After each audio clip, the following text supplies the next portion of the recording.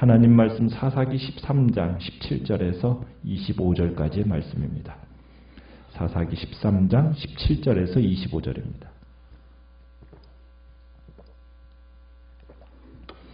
사사기 13장 17절입니다. 마노아가 또 여호와의 사자에게 말하되 당신의 이름이 무엇이니까? 당신의 말씀이 이루어질 때에 우리가 당신을 존귀히 여기리이다 하니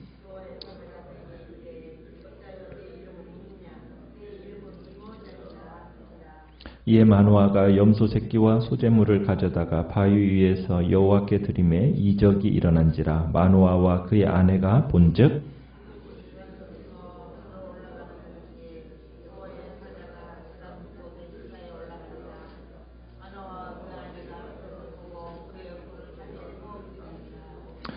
여호와의 사자가 마노아와 그의 아내에게 다시 나타나지 아니하니 마노아가 그제야 그가 여호와의 사자인 줄 알고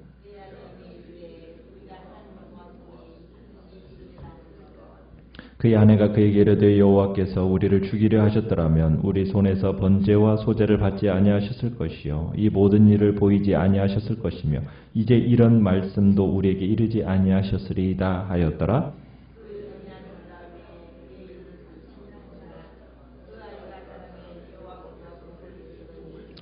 같이 읽습니다. 소라와 에스다올 사이 마하나덴에서 여호와의 영이 그를 움직이기 시작하셨더라. 아멘. 오늘 말씀의 제목은 기적을 통한 깨달음이라는 제목으로 말씀을 나눕니다. 마노아와 그의 아내에게 여호와의 사자가 나타나서 아이를 잉태하여 낳을 것이라는, 그리고 그 아이를 통해서 블레셋으로부터의 구원이 시작되리라는 약속이 주어졌습니다. 하나님 그 여호와의 사자를 통해서 좋은 소식을 전해받은 이 마노아가 이제 이 손님을 자기 집으로 접대하기를 원했어요. 그러면서 손님의 정체를 좀 더 잘 파악하고 싶었던 겁니다. 그런데 이 여호와의 사자는 이 마노아의 초대를 어떻게 합니까? 거절하지요. 여호와의 사자는 마노아가 준비한 음식은 먹지 않겠다라는 겁니다. 대신에 여호와께 번제 드리는 것은 허락하겠다, 이렇게 답변을 합니다. 그러자 마노아는 방문객이 음식 접대를 거절하니까 당장 지금 이제 음식 접대할 수 없으면은 약속이 이루어진 다음에 아이를 낳게 된다면 그 후에 대접하겠다라는 그런 생각을 가지고, 그를 핑계를 가지고 이제 또 이 사람의 정체가 뭔가를 좀 더 파악하기 위해서 마지막 질문을 하나를 던집니다. 그게 이제 17절에서 질문을 던지는데, 내가 당신을 나중에 존귀히 여기겠다. 정말 아이가 태어나서 당신이 말씀대로 이루어지면 내가 당신을 존귀하게 여기고 싶은데 당신의 이름을 좀 알았으면 좋겠다. 그래야 당신의 이름을 알아야 약속이 성취되면은 어디서든지 당신을 찾아내서 어쨌든 당신의 이름을 존귀하게 해주고 싶은데 당신의 이름을 좀 우리에게 알려달라. 그렇게 요청을 해요. 자, 그런데 여호와의 사자가 이름을 묻는 마노아의 질문에 어떻게 답변을 합니까? 오히려 이름을 묻지 말라고 책망을 하고, 그리고는 그 이름을 뭐라고 얘기하냐면 기묘자다, 이렇게 표현을 합니다.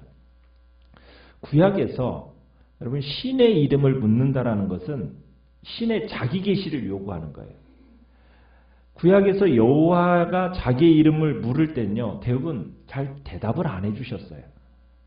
마찬가지로 여기서도 여호와의 사자가 마노아에게 이름 드러내기를 거부합니다.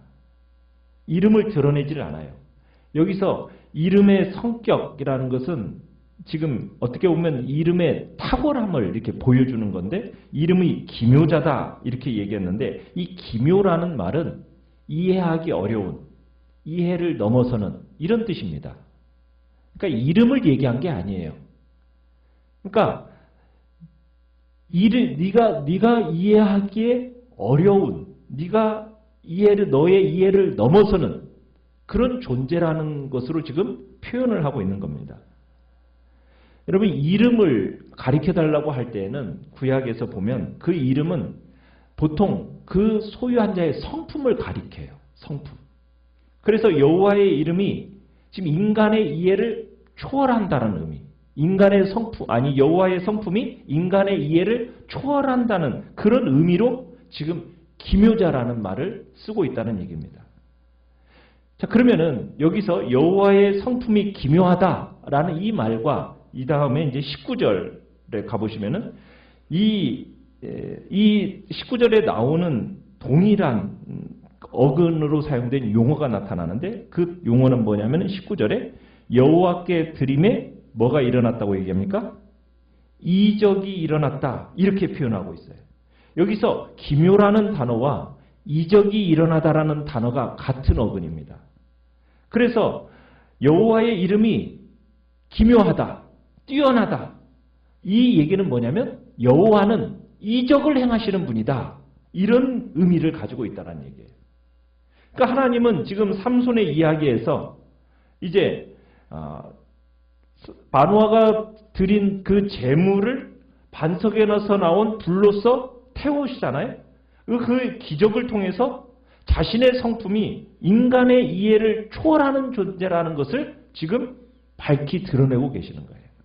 그러니까 하나님은, 여호와는 우리 인간이 이해하고 그분을 우리 생각으로 알 수 있는 존재가 아니다.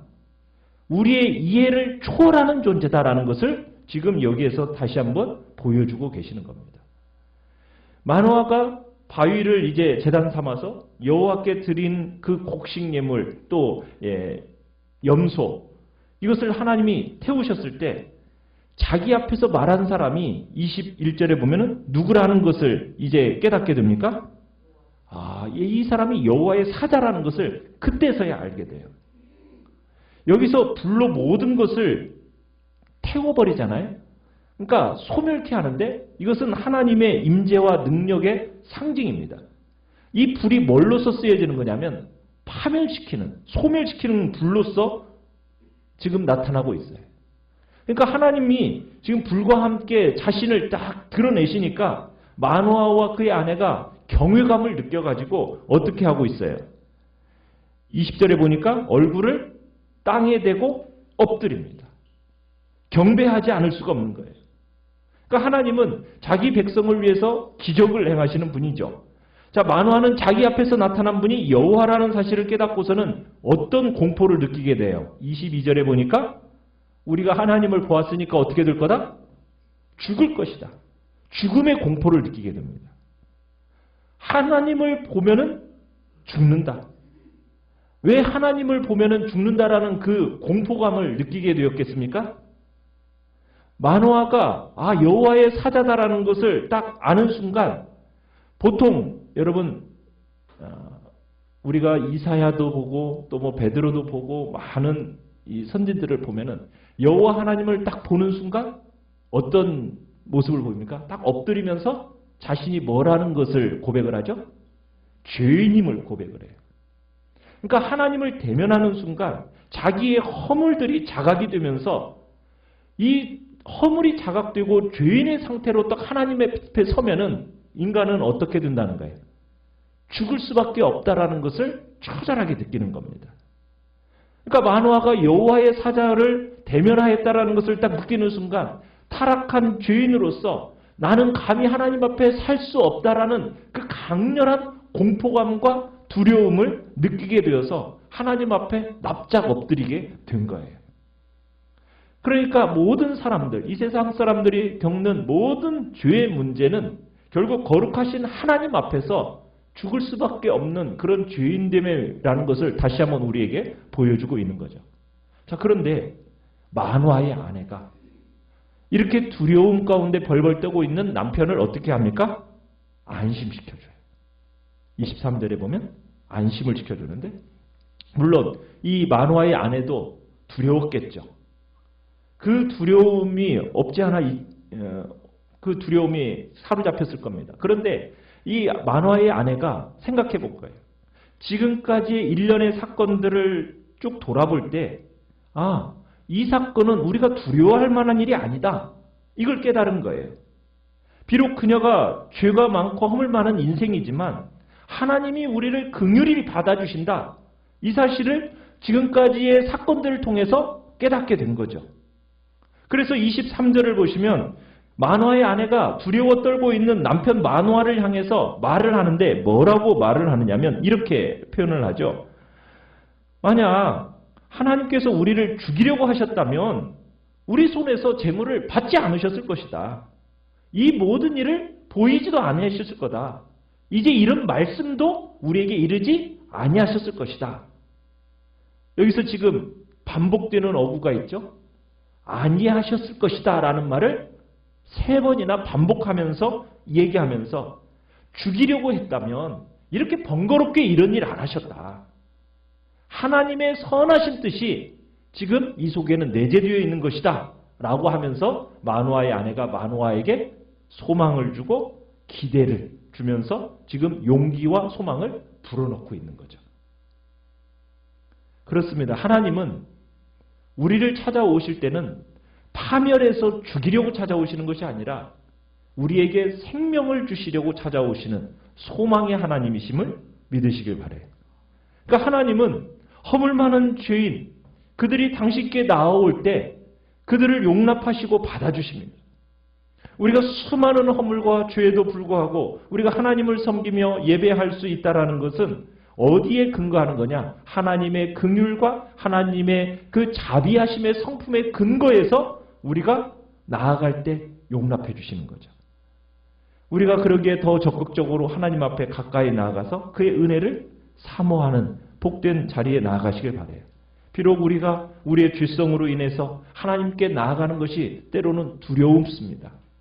그러나 우리는 망설이지 말고 예수 그리스도의 피공로를 의지하면서 주님의 은혜와 긍휼과 자비하심을 구하면서 우리는 믿음으로 주님 앞에 나아간다면 하나님은 언제든지 우리를 받아주시고 참으로 생명으로 그 다음에 풍성함으로 정말 주님께서 자유롭고 복된 삶으로 우리를 선하게 이끌어 주시는 분이라는 것 우리가 다시 한번 확인하게 되는 거죠.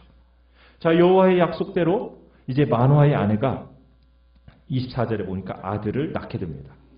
하나님의 첫 번째 약속이 성취가 된 거예요. 자, 그녀가 아이의 이름을 뭐라고 지었어요? 삼손이라고 지었습니다. 고대 이스라엘에서는 아이의 이름을 부모 중에 누구든지 이렇게 줄 수가 있었어요. 신생아의 이름을 아버지가 지은 경우도 있지만 우리가 구약을 쭉 읽다 보면 많은 경우에 엄마들이 많이 지어주는 경우를 보게 돼요. 그러니까 엄마가 이 삼손의 이름도 엄마가 지어준 거예요. 자, 삼손의 이름의 의미는 뭐냐면 작은 태양, 태양처럼 빛나는 이런 의미입니다. 그러니까 삼손이 어떻게 보면은 자녀를 가지지 못하는 그 가정에 주어진 태양처럼 빛나는 선물이었을 거기 때문에 아마 그런 이름도 주어졌겠죠. 또 마노아와 그의 아내에게 엄청난 기쁨이었지 않겠습니까? 그래서 태양처럼 빛나는 이라는 그런 이름이 딱 지어서 준 거예요. 그뿐만 아니라 이제 장차 블레셋의 손에서부터 이스라엘을 구원하기 시작할 것이라는 예언을 받은 아이예요. 그러니까 이제 오랫동안 지금 블레셋의 압제 아래에서 암울한 나라를 보내고 있던 이스라엘 백성들에게 자유와 새로운 구원의 여명을 가져다 줄 그런 기대 속에서 이제 이름을 삼손이라고 지어줬던 거죠. 그러나 삼손에게 무슨 힘의 근원이 있겠습니까? 삼손에게는 그 속에 힘의 근원이 없어요. 누구로부터? 태양처럼 빛나는 이라는 것처럼 태양이 되신 하나님께로부터 힘을 받아 빛을 빛내는 존재다. 그 거룩하신 하나님의 거룩하신 구원을 염두에 두고 또한 그 이름이 지어졌을 거로 보는 겁니다. 자, 그러더니 그뿐만이 아니에요. 24절에 보니까 그 아이가 자라매 여호와께서 그에게 뭐 주셨어요? 복을 주셨더라. 하나님께서 이 삼손에게 복을 주셨더라. 아이가 잘 자라고. 그러더니 25절에 가보면 마하네단에서는 어떤 역사가 나타났습니까? 하나님의 영, 여호와의 영이 그를 움직이기 시작하였더라. 감동이 있게 된 거죠. 여러분 어느 사사치고요. 여러분 여호와께 복을 받고 여호와의 영까지 감동받은 사사가 지금까지 있었습니까? 없었습니까? 없었어요.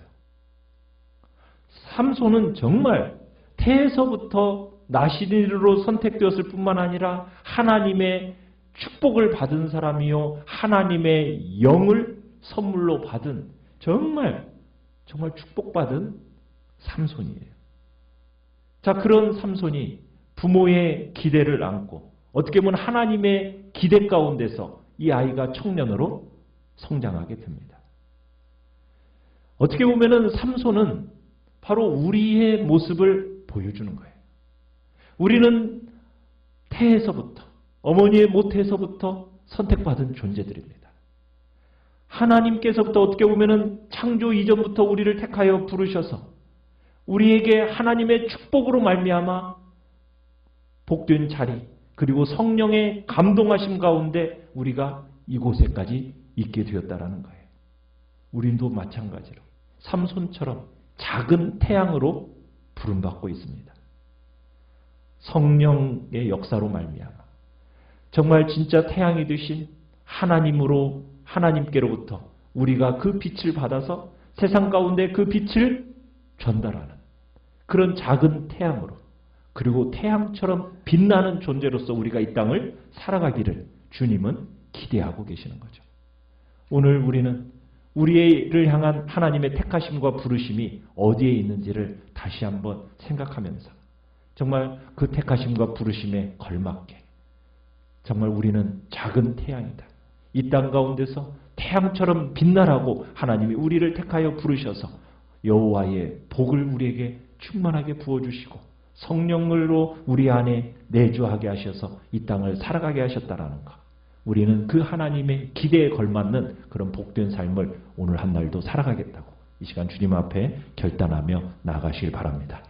오늘 말씀을 생각하면서 기도하시고요.